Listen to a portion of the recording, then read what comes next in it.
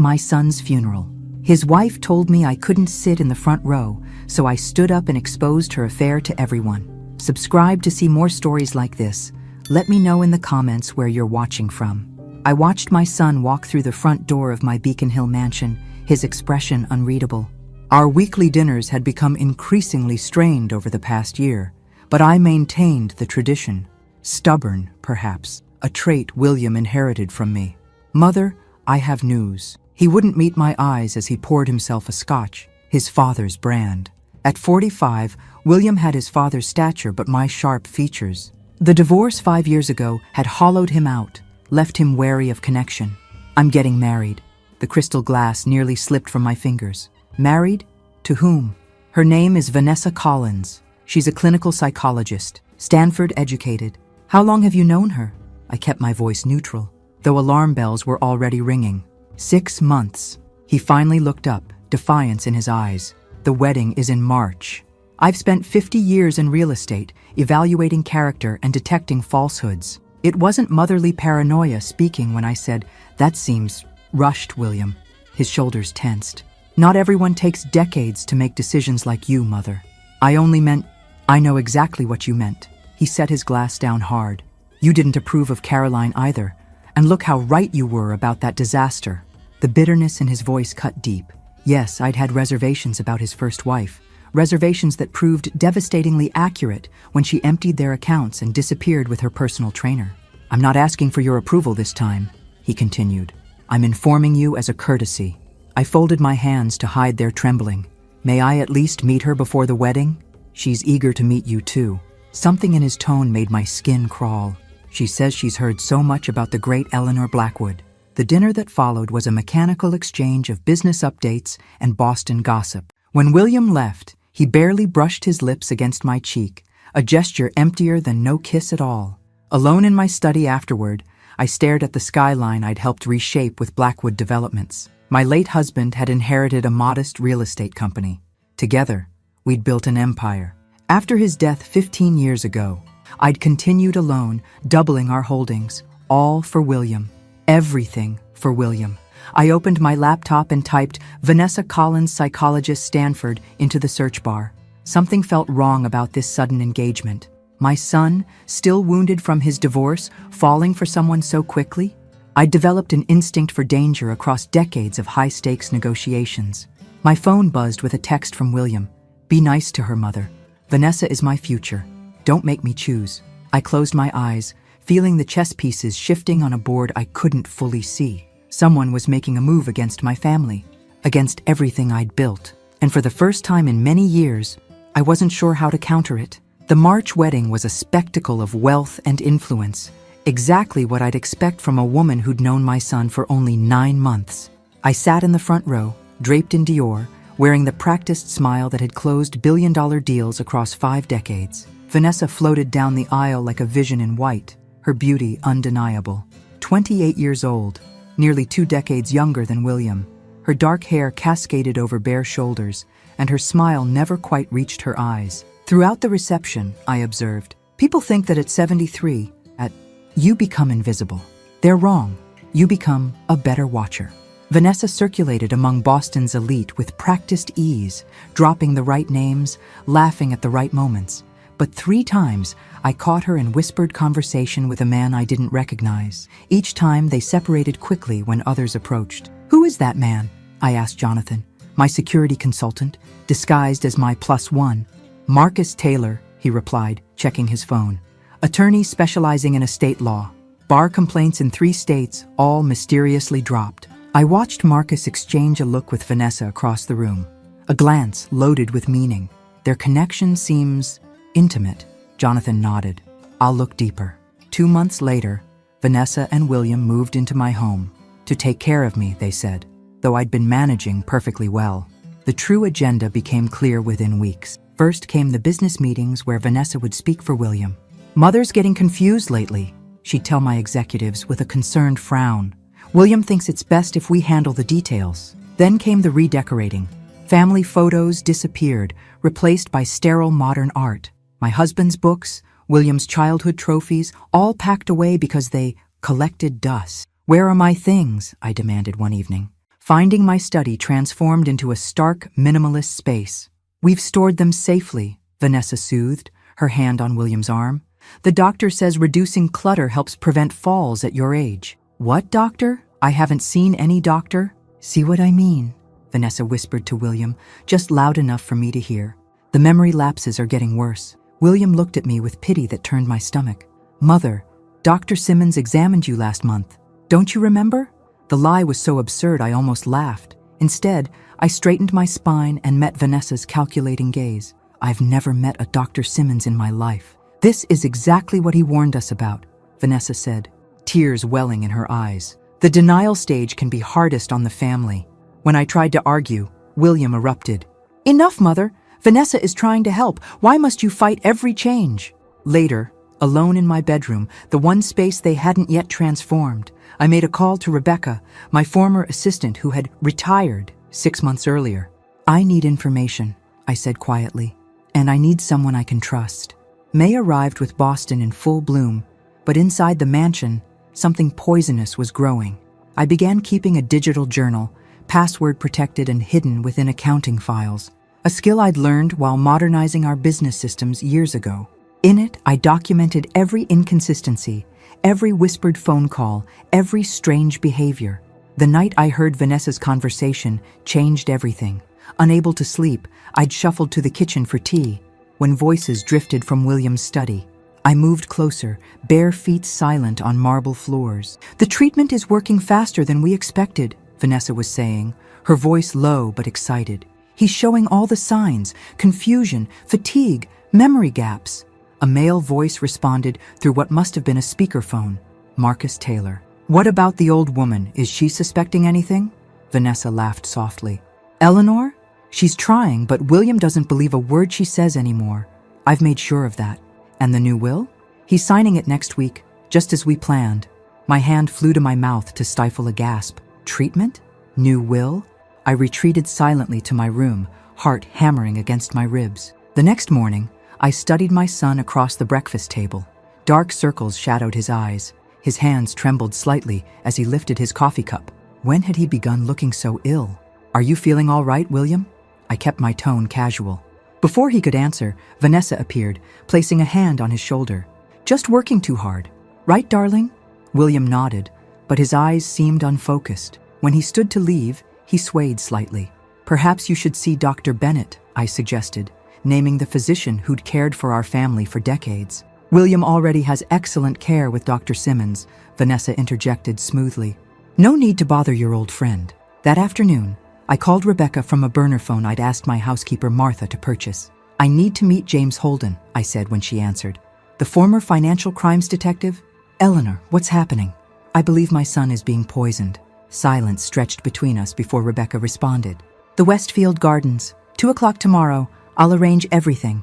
James Holden was a compact man with watchful eyes and a reputation for discretion. We met in a secluded corner of the botanical garden where the burbling fountains would mask our conversation.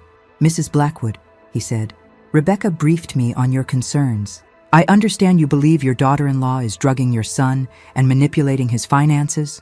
"I know how it sounds," I replied, clutching my handbag. "But William has changed, physically, mentally, and there are calls, meetings with a lawyer named Marcus Taylor." James nodded, taking notes. "Has your son always trusted this woman's judgment over yours?" "Never. That's what's most alarming. William and I built this business together after his father died. Now he doesn't consult me on anything." "And you believe your daughter-in-law is working with this attorney to gain control of your assets?" I overheard them discussing a new will. James looked up sharply. "That accelerates our timeline. I'll need to move quickly." As we parted, he handed me a small device. "Wear this when you're with them. It looks like a brooch, but records audio. We need evidence."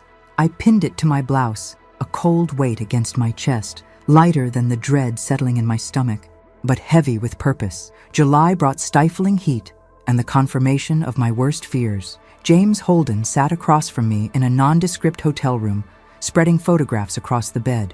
"Vanessa Collins isn't who she claims to be," he said, pointing to surveillance images. "She meets with Marcus Taylor 3 times a week at this motel outside Cambridge. The photos showed Vanessa embracing Marcus in ways no married woman should embrace a business associate. But it was the next set of images that stopped my heart. These were taken 4 and 6 years ago, James continued, placing older photographs beside the recent ones. Different names, different cities, same modus operandi. 2 elderly men, both looking frail and confused, with a younger Vanessa by their side. Death certificates, probate records. Both men died of apparent heart failure within a year of marriage. Both left everything to their new young wife. No charges were ever filed. My hands shook as I arranged the evidence. Have you been able to verify the Stanford credentials? Fabricated. Expertly, but definitely fake. She's never been a licensed psychologist. I gathered the materials into a leather portfolio. I need to show William. Tonight. Back at the mansion, I found my son in his study, looking gaunt. I'd rehearsed what to say, how to present the evidence compassionately but firmly. William, there's something you need to see.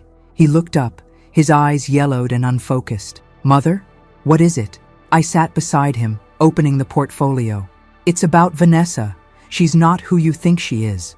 As I explained, showing him the photographs and documents, his expression shifted from confusion to anger.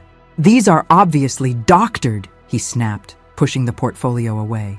You've always been jealous of any woman in my life. William, please, look at the evidence. She's been meeting with this lawyer. My wife is entitled to legal counsel. His voice rose, color flooding his pale cheeks. You've never accepted her, never given her a chance. She's poisoning you, I said desperately. Look at yourself. You're sick, William. He stood abruptly, swaying slightly. The only toxic presence in my life is you. The study door opened, and Vanessa appeared, concern perfectly arranged on her beautiful face. Is everything all right? I heard shouting. William gestured to the scattered photos. Mother has hired someone to follow you, to fabricate evidence against you. Vanessa's eyes widened, tears immediately welling. She rushed to William, clutching his arm. Why does she hate me so much? Pack your things, Mother, William said coldly. I want you out of this house. This is my house, I reminded him, standing my ground. Built by your father and me, and left to me in his will, William countered. Legally, I can evict you. Vanessa sobbed theatrically into William's shoulder. I looked at my son, my brilliant, strong son, now a puppet dancing on his wife's strings. William, I said softly, something is very wrong. Please, get tested for toxins. For just a moment, doubt flickered in his eyes. Then Vanessa whispered something in his ear, and the moment passed. Goodbye, Mother, he said, turning away. As they left the study, I caught Vanessa's expression over her shoulder, the tears instantly gone, replaced by a cold smile of triumph. August arrived with a suffocating heat wave. Relegated to the east wing of my own home, I maintained communication with my allies through Martha, my housekeeper of 30 years and the only staff member Vanessa hadn't replaced. Dr. Bennett is here to see you. Ma'am, Martha announced one afternoon. Shall I show him in? Richard Bennett had been our family physician since William was a child. Now approaching 70 himself, he still maintained a sharp mind and steady hands. Eleanor, he greeted me, his face grave as Martha closed the door. James Holden briefed me on the situation. Can you examine William? He won't listen to me, but he might agree to see you. Richard shook his head. Vanessa has blocked my calls, but there's something else you should know. He lowered his voice. Before retiring from the FBI, I specialized in toxicology investigations. My breath caught. You believe he's being poisoned too? The symptoms you've described are consistent with several slow-acting toxins. We need a sample. Blood, hair, even fingernail clippings. That won't be easy, I said. I'm barely allowed near him anymore. That evening, I made a rare appearance at dinner, wearing the recording brooch James had given me. William looked worse, thinner, his movements sluggish. Vanessa hovered, cutting his meat, adding something to his wine when he looked away. A toast, I suggested suddenly, lifting my glass. To family. Vanessa smiled thinly, raising her glass. William followed suit. In a movement I'd practiced all afternoon, I stumbled slightly, bumping the table. Oh, how clumsy of me. In the commotion, I switched William's glass with mine. Hours later, lying in bed, I felt the room spinning. My vision blurred, my heart racing irregularly. With trembling fingers, I pressed the emergency button on my phone. A direct line to Dr. Bennett. Poison, I whispered when he answered. in the wine. What followed were fragments of consciousness. Richard's voice giving urgent instructions, the wail of an ambulance, white hospital corridors. When I fully awakened, Richard sat beside my bed, his expression grim. Aconitine, he said. Plant-based toxin that mimics heart failure, nearly impossible to detect in standard tests. The wine glass? Being analyzed. The dose wasn't lethal, thankfully, but we have proof now. I pushed myself upright, despite the protest of my muscles. We need to save William. Eleanor, listen to me. Vanessa knows you've interfered. You're in danger if you return to that house. My son is dying, I said, my voice stronger than I felt. I'm not abandoning him. 3 days later, I returned home in a wheelchair, a precaution insisted upon by the hospital, but useful for the image I needed to project. Vanessa greeted me with a solicitous smile that didn't reach her eyes. We were so worried, she said as William looked on, confused. Weren't we, darling? When they said you'd collapsed? Just a silly spell, I replied weakly. Nothing to worry about. That night, I heard them arguing. William's voice raised in rare anger. What were these doing in your drawer? Pills that aren't prescribed to either of us? My heart leapt. Was William finally seeing through the facade? The next morning, I woke to Martha shaking me gently, tears streaming down her face. Ma'am, she whispered, it's Master William. He's gone. The next weeks passed in a blur of grief and calculated moves. William's body was whisked away for an autopsy that Vanessa fought vigorously to prevent. The official cause of death, heart failure. No toxicology tests were ordered, despite Dr. Bennett's insistence. I moved through arrangements like a ghost, watching Vanessa play the devastated widow to perfection. Her black designer dresses, her carefully dabbed tears, her trembling hands clutching sympathy cards, all precisely calibrated for maximum effect. Martha became my eyes and ears in the main house, reporting Vanessa's frenetic activity, meetings with bankers, late-night calls with Marcus, documents being shredded by the boxful. She's moving quickly, James warned during our clandestine meeting in a church garden. Liquidating assets, transferring funds offshore. Once that money leaves the country, it's gone. The funeral is tomorrow, I said. Then the will reading immediately after. Are you prepared for what that will says? James asked gently. I nodded. William changed it. I have no illusions about that. We need more time to build the case. The FBI is interested, but they need concrete evidence of criminal intent. Back at the mansion, I found Vanessa in William's study, my husband's study before that, sorting through papers. Planning your escape? I asked from the doorway. She didn't even flinch. Planning for my future, Eleanor. Something you should have done better. My son is barely cold. Your son, she said, finally looking up, made his choice. He chose me. And now everything he built, everything you built, is mine. You killed him, I said simply. Vanessa smiled, unruffled. Grief makes people say terrible things. Perhaps it's time we discussed moving you to a facility better equipped for someone in your condition. I'm not leaving this house. The decision isn't yours anymore. She held up a document. Medical power of attorney. William signed it last month. I can have you committed for evaluation if I believe you're a danger to yourself. I stepped back, my hand gripping the doorframe for support. Not from weakness, but to stop myself from lunging at her. The funeral is at 11, Vanessa continued, returning to her papers. Try to be presentable. And Eleanor, I've arranged the seating.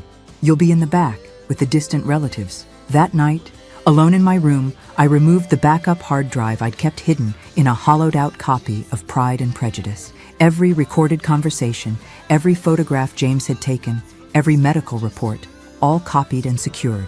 I opened William's last birthday card to me, running my fingers over his handwriting. To the strongest woman I know, he'd written. You taught me that battles aren't always won by those who shout loudest, but by those who plan furthest ahead. My son had been brilliant before Vanessa clouded his mind. He'd learned strategy from me, patience from his father. I would honor him with both. The morning of the funeral, I dressed carefully in a black Chanel suit that had witnessed 30 years of business triumphs.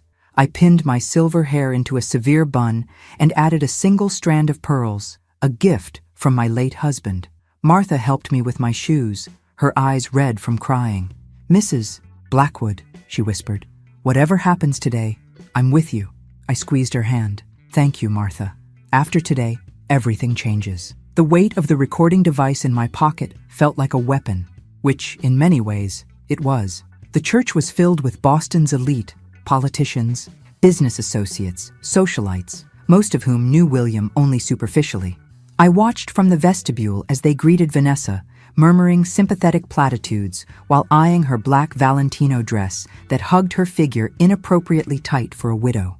I entered last, leaning on a cane, a necessary support after my collapse rather than a prop. Heads turned, conversations paused. I made my way slowly toward the front, where Vanessa stood beside the closed casket. She moved to intercept me, her perfect mask of grief slipping for just a moment. "Eleanor," she said, her voice carrying in the sudden quiet, "I've saved you a seat in the 5th row. I know how emotional you get, and we wouldn't want a scene." The implied message was clear to everyone watching. The senile mother, too unstable to be trusted with proper grieving. "My son," I said, my voice steady. "My only child. And you would deny me a place beside him?" "This front section is for immediate family," she replied, her hand on my arm steering me away from the casket. "I'm sure you understand." I understood perfectly. This public humiliation was calculated, cementing her position as William's true family while relegating me to the periphery. "Of course," I said, allowing myself to be led to a seat far from my son's body. I felt the weight of pitying glances as I sat alone, the matriarch displaced. The service proceeded with practiced solemnity. A minister who had never met William spoke of his generous spirit. Colleagues praised his business acumen. None captured the brilliant, complex man I had raised. Then Vanessa took the podium, dabbing at dry eyes with a black handkerchief. "My beloved husband," she began, her voice breaking perfectly on cue. "My partner, my soulmate, taken from me, from us, far too soon." I watched her performance, noting how her gaze occasionally flicked to the side door where Marcus Taylor stood partially hidden. The connection between them was palpable, at least to me. "William and I had so many plans," she continued. "Dreams we'll never fulfill now, but I promise to honor his legacy, to carry forward the Blackwood name with the dignity and purpose he valued so deeply." Her eyes found mine in the crowd, a flash of triumph behind the veil of sorrow. Some people never understood what William and I shared, the depth of our connection. But those who truly knew him, who supported our love without judgment, you know what we meant to each other. The message was aimed at me like an arrow. She was rewriting history in front of everyone who mattered in Boston, painting herself as the devoted wife and me as the disapproving mother who never accepted their love. After the service, we processed to the cemetery. I stood at the edges of the gathering, watching Vanessa accept the folded flag, her shoulders shaking with well-timed sobs. When the crowd began to disperse, Marcus approached her, their conversation just within my earshot as I lingered by a nearby headstone. "Everything's in place," he murmured. "The reading is at 2. By 3, we can start the transfers." "And the old woman?" Vanessa asked, not bothering to look in my direction. "Once the will is read, she's irrelevant. The power of attorney gives you everything you need to handle her appropriately." Their meaning was clear. Once they had control of the assets, I would become an inconvenience easily dispatched. Another tragic accident, perhaps, or a sudden health crisis. As I turned to leave, Vanessa called out sweetly, "Eleanor, the car is waiting to take us to the law office. It's time to hear William's final wishes." I nodded, gripping my cane tighter. Little did she know I had wishes of my own. The law office of Caldwell and Partners occupied the 32nd floor of a glass tower overlooking Boston Harbor. I sat across from Preston Caldwell, who had managed Blackwood legal affairs for 20 years, his expression carefully neutral as he prepared to read my son's final testament. Vanessa sat beside me, her veil pushed back now, Marcus Taylor conspicuously present as her emotional support. 6 other people completed our grim assembly. 2 Blackwood executives, Rebecca, officially present as my former assistant, Dr. Bennett, James Holden, introduced as my financial advisor, and a court stenographer to record the proceedings. "Before we begin," Preston said, "I must note for the record that this testament supersedes all previous wills and was executed 6 weeks ago. 6 weeks ago, when William was already showing significant symptoms of poisoning. I kept my face impassive. The will's contents were exactly as I'd expected. Vanessa received everything: the house, the business interests, the investment portfolios. I was granted a modest monthly stipend and 90 days to vacate the property. Blackwood Enterprises would transfer entirely to Vanessa's control, with Marcus Taylor named as chief counsel. Vanessa maintained a perfect expression of sorrowful gratitude, while the executives shifted uncomfortably. Even Preston seemed disturbed by the document he was reading. "Is there anything else?" I asked when he finished. Preston hesitated. "There is one additional item. A letter left in William's personal safe, addressed to you." He handed me a sealed envelope. Vanessa's eyes narrowed. "What is that? Why wasn't I informed?" "It was placed there before your marriage," Preston explained. "Mr. Blackwood gave explicit instructions that it was to be delivered to his mother privately upon his death." I tucked the envelope into my handbag without opening it. "Thank you, Preston." "Now," Vanessa said, composure regained, "about the transition of the company assets." "If you'll excuse me," I interrupted, rising with effort. "This has been quite taxing. Dr. Bennett has advised me to rest." Vanessa's smile didn't reach her eyes. "Of course, Eleanor. James can drive you home. Or rather, to the house. We should discuss your living arrangements soon." I turned to Preston. "I'd like copies of all documents related to my son's estate, please, for my records." "Already prepared," he replied, handing me a thick envelope. "Mrs. Blackwood, may I express my deepest condolences? Your son was an extraordinary man." In the elevator, James waited until we were alone before speaking. That went exactly as expected. "Yes," I said, "they believe they've won." Back in my suite of rooms, soon to be no longer mine, I opened William's letter with trembling hands. "Mother, if you're reading this, then I fear my suspicions were correct, but realized too late. Strange things have been happening. Documents I don't remember signing, medications I don't recall being prescribed, decisions made in my name that I would never approve. I found unusual pills hidden in Vanessa's drawer last week. When I confronted her, she had an explanation, as she always does. But something in her eyes, a coldness I'd never noticed before, made me take precautions. I've collected samples, hair, blood, and the pills themselves, and sent them for independent testing under an assumed name. The results will go to Samuel, who promised to keep them safe. If I'm wrong, burn this letter and never speak of it. If I'm right, know that I'm sorry for not heeding your warnings. You always could see what I couldn't. With love and regret, William." I pressed the letter to my chest, tears finally breaking through the composure I'd maintained all day. My brilliant boy had seen the truth, but too late. Samuel, our gardener for 30 years, who had taught William to plant saplings when he was just a boy. I needed to find him immediately. Samuel Wilson's cottage sat at the edge of the Blackwood estate, partially hidden by the orchard he had tended for decades. I made my way there after dark. Using old servants' paths, I knew Vanessa wouldn't think to monitor. He answered my knock immediately, his weathered face lined with grief. "Mrs. Blackwood, I've been hoping you'd come." Inside his modest home, Samuel retrieved a locked box from beneath a floorboard. "Master William gave me this the day before he died. Said if anything happened to him, I should keep it safe until you came asking." The box contained vials of hair and blood samples, along with a plastic bag holding several white pills. Most importantly, there was a laboratory report confirming what Dr. Bennett had suspected, aconitine, along with several other compounds designed to mimic progressive heart failure. "He knew," I whispered. "Found the pills in her drawer," Samuel confirmed. "Said he was going to confront her again that night, the night William died." The next morning, I called an emergency meeting of what James had started calling my war council. Dr. Bennett, James Holden, Rebecca, and now Samuel. We gathered at Rebecca's apartment, safely away from Vanessa's surveillance. "The FBI is interested," James reported, "especially with the lab results, but they're proceeding cautiously. Vanessa has powerful connections through Marcus, including a federal judge who's blocking the formal investigation." "How long will that last?" I asked. "Hard to say. Weeks, maybe months." "We don't have months," Rebecca interjected. "I've been monitoring the company accounts through my old access codes. They're already liquidating assets. 3 properties sold yesterday at 20% below market value. Fire sales," I said grimly. "They're converting everything to cash as quickly as possible." Dr. Bennett spread several documents on the table. "I've compiled William's medical records from the past year. The progression shows clear evidence of systematic poisoning, weight loss, cognitive decline, cardiac symptoms that appeared suddenly despite his previous good health. "Will it be enough?" Samuel asked. "Not yet," James admitted. "We need more. Specifically, we need Vanessa to incriminate herself." I thought of the recording device I'd worn at the funeral. I may have something.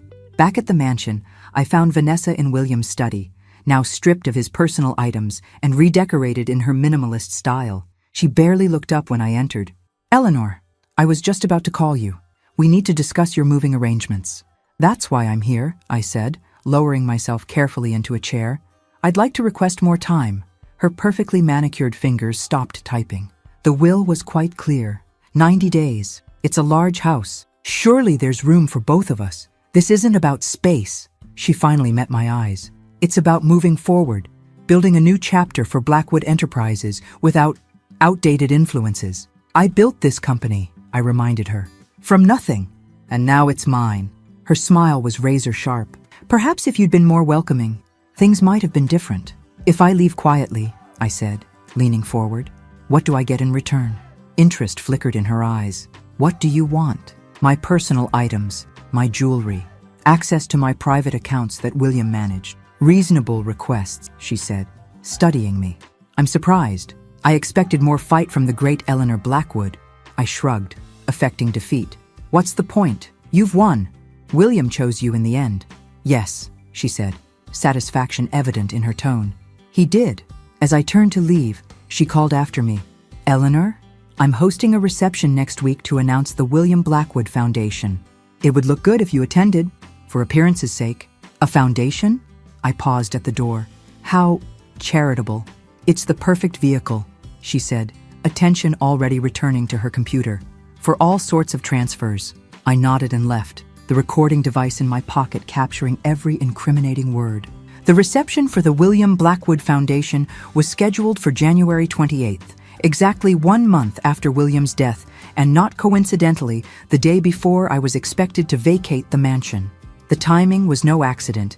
It would serve as Vanessa's triumphant debut as the sole controller of the Blackwood fortune and my public dismissal. I spent the intervening weeks in careful preparation, working with my counsel to build an irrefutable case. James coordinated with FBI contacts who had quietly opened an investigation. Dr. Bennett compiled medical evidence proving William had been systematically poisoned. Rebecca tracked the rapid liquidation of Blackwood assets, documenting every suspicious transaction.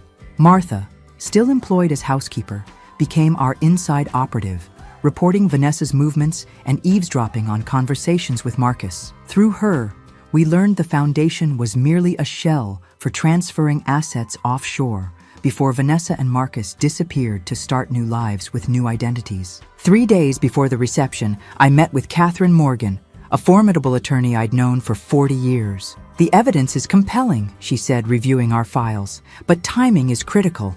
If we move too soon, they'll destroy evidence. Too late, and the money vanishes." "The reception is our opportunity," I explained. "Every major business figure in Boston will be there, along with the press. Vanessa can't resist the spotlight." Catherine nodded. "You understand the risk? She's dangerous, Eleanor. She's killed before." "I'm counting on it," I replied. "Her arrogance is our advantage." The night of the reception, I dressed with special care. A black Dior gown that conveyed both mourning and authority, my hair arranged by Martha to soften my appearance. I wanted to look exactly as Vanessa expected, the defeated elderly mother playing her assigned role. Guests filled the grand ballroom of the mansion by 7. I watched from the top of the staircase as Vanessa greeted Boston's elite, resplendent in an inappropriate red gown that whispered of celebration rather than remembrance. Marcus circulated nearby, introducing himself as the foundation's legal counsel. In one corner, I spotted a cluster of foreign businessmen, the buyers for Blackwood properties, no doubt. At precisely 7:30, I descended the stairs, leaning heavily on my cane. Conversations quieted as people noticed me, their expressions a mixture of pity and discomfort. Vanessa glided over, taking my arm with false solicitude. "Eleanor, I'm so glad you felt well enough to join us. Let me find you a comfortable seat." She led me to a small table in the corner, far from the center of activity. "The presentation will begin soon. I'm announcing several initiatives in William's name." "How thoughtful," I murmured. As she turned to leave, I added, "Vanessa, Might I say a few words about my son? She hesitated, calculating the optics. Of course, a brief remembrance would be appropriate. The presentation began with a slickly produced video about William's vision for philanthropy, a vision he had never expressed in his life. Vanessa then took the podium, speaking eloquently about plans for educational grants and community development, all funded by the generous endowment from Blackwood Enterprises. And now, she said, her voice honey-sweet, William's mother would like to share a few memories. I rose slowly, making my way to the podium with deliberate effort. The room fell silent, all eyes on the frail widow being given her moment. My son, I began, my voice quavering slightly, was the light of my life. His father and I built Blackwood Enterprises from nothing, and William carried that legacy forward with integrity and vision. I paused, looking directly at Vanessa, which is why what happened to him is so tragic. The room tensed. This wasn't the gentle remembrance they expected. William didn't die of heart failure, I continued, my voice strengthening. He was murdered, poisoned slowly, methodically, by the woman claiming to honor him tonight. Gasps rippled through the crowd. Vanessa's face froze in a rictus of shock. Eleanor, she said, rushing toward me. You're confused, overwhelmed by grief. Am I?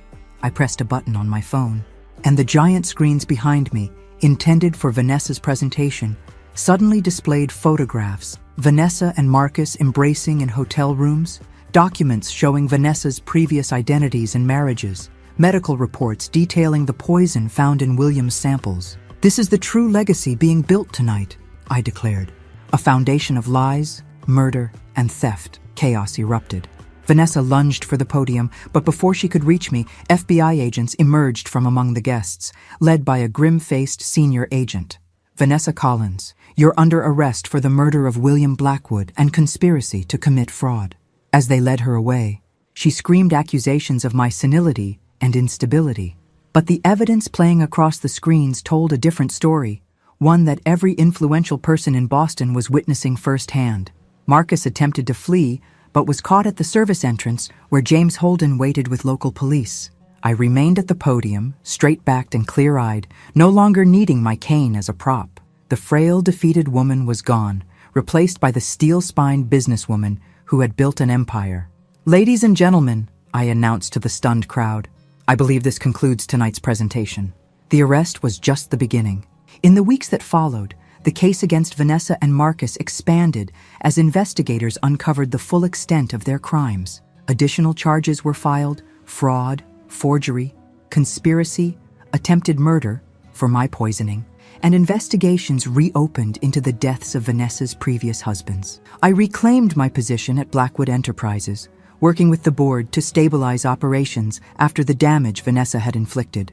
Properties sold under value were contested in court. Offshore transfers were frozen through international cooperation. Through it all, I visited William's grave weekly, keeping him updated on the progress of justice as if he could hear me. The preliminary hearing is set for March, I told him one crisp February morning, arranging fresh roses against his headstone. Catherine says the evidence is overwhelming. The media coverage had been intense. Black Widow of Beacon Hill made headlines nationwide. I declined all interview requests, focusing instead on establishing the real William Blackwood Foundation, dedicated to supporting victims of elder abuse and fraud. In late April, I received a call from the district attorney. Mrs. Blackwood, we need to discuss the case. Vanessa's attorney has approached us about a plea deal. The meeting took place in a conference room overlooking the courthouse. Catherine sat beside me as the prosecutor outlined the offer. She'll plead guilty to second-degree murder and fraud charges in exchange for revealing the location of assets we haven't yet recovered. And her sentence? I asked. 25 years minimum. I considered this. And Marcus? No deal for him. We have enough to put him away for 40 years. Catherine touched my arm. It's a solid offer, Eleanor. It spares you a lengthy trial. I want to see her, I said suddenly. Before I agree. The prosecutor frowned. That's unusual, but I can arrange it. 2 days later, I sat across from Vanessa in a prison visitation room. Gone were the designer clothes and perfect makeup. In prison orange, she looked smaller, her beauty dulled, but her eyes still calculating. Eleanor, she said coolly, come to gloat? I came to understand, I replied. Why William? He was a good man. She laughed bitterly. A good man with a billion-dollar company and a trusting nature. Do the math. There were easier targets. None with your empire. She leaned forward. You want to know the truth? He talked about you constantly. Mother built this. Mother always says. It was pathetic. Taking him was like taking a piece of you. The hatred in her eyes was raw, personal in a way I hadn't anticipated. You didn't just want the money, I realized. You wanted to destroy me. Women like you, she spat. Born to privilege, looking down on everyone. I watched my mother clean houses for women like you, work herself to death while they complained about water spots on their crystal. So this was revenge. This was against women you never knew. Against a world that decides who matters based on their last name. Her smile turned cruel. How does it feel, Eleanor, to know you couldn't protect your precious son? I stood, straightening my jacket. I've heard enough. Accept the plea deal or don't. Either way, you'll never touch another dollar of Blackwood money. As I turned to leave, she called after me. He cried at the end, you know. Called for his mommy. I paused at the door, then looked back at her with pity, rather than the rage she hoped to provoke. You've already lost everything, Vanessa. You just don't know it yet. Outside, Catherine waited anxiously. Well, tell the DA we accept the deal, I said. But add one condition. She serves her sentence in maximum security, far from Massachusetts. I want her to fade into obscurity, forgotten. That evening, alone in William's study, restored now with his books and photographs, I poured 2 glasses of his favorite scotch, placing one beside his picture. It's done, I told him. Not the ending we would have chosen, but justice nonetheless. The house felt emptier without him, but I'd survived loss before. Tomorrow, the foundation would review its first grant applications. Next week, Blackwood Enterprises would break ground on a new development. Life would continue, shaped by his absence, but driven by his memory. I raised my glass in a silent toast. Some called it revenge. I called it a mother's final duty. July 2025, 6 months after Vanessa's plea deal and sentencing. Summer heat shimmered over Boston as I stood on the steps of the newly opened William Blackwood Center for Elder Justice, cutting the ceremonial ribbon amid applause from community leaders and advocates. This center, I announced to the gathered crowd, will provide legal aid, medical resources, and support services to elderly victims of abuse and exploitation. No one should face such battles alone. The center represented just one facet of William's true legacy. Blackwood Enterprises had recovered from Vanessa's damage. With new leadership I personally vetted. The William Blackwood Foundation had already distributed grants to organizations fighting elder abuse nationwide. After the ceremony, Rebecca, now the foundation's executive director, joined me for lunch on the mansion's terrace. The FBI closed their investigation on Vanessa's previous husbands, she reported. Officially ruled as homicides, though she'll never face trial for those crimes. The families have closure, I said. That matters more than additional charges. Rebecca studied me over her iced tea. You seem at peace. Not peace, I corrected. Purpose. The mansion no longer felt haunted by loss. I'd repurposed spaces, creating a library open to community scholars in the East Wing and converting William's suite into a memorial displaying his achievements and passions. Martha had been promoted to house manager, overseeing a staff that now included several seniors who might otherwise have faced employment discrimination. Samuel continued tending the gardens, now featuring a memorial grove of native trees planted in William's honor. Dr. Bennett had joined the center's advisory board, bringing his expertise in recognizing signs of elder abuse. James Holden provided security consulting for both the foundation and the center.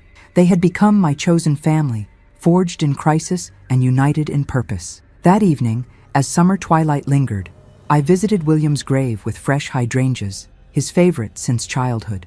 The headstone, elegant black granite, bore not only his name and dates but also the inscription, "Beloved son, visionary leader, his legacy continues." I placed the flowers and sat on the marble bench nearby, speaking to him as I always did. The Morgan case was decided today. That elderly woman whose nephew was stealing her pension, she won with our center's help. Your name is becoming associated with justice, not scandal. A young woman approached a nearby grave, placing a single rose on the marker. Her shoulders shook with silent sobs. After giving her a moment of privacy, I approached carefully. "I'm sorry for your loss." She looked up, startled, quickly wiping tears away. Thank you. It's my father. He died last year after marrying someone who wasn't what she seemed. The familiar pattern made my heart ache. Financial exploitation? She nodded, surprised by my perception. How did you know? I've seen it before. I offered her my handkerchief. I'm Eleanor Blackwood. Recognition dawned in her eyes. From the foundation? The case that was in the news? The same. I gestured to William's grave. My son. She studied me with new interest. They said you brought down his killer single-handedly. Not alone, I corrected. I had help. Good people who recognized injustice when they saw it. Her shoulders straightened slightly. The police said there wasn't enough evidence in my father's case, that I should just accept it and move on.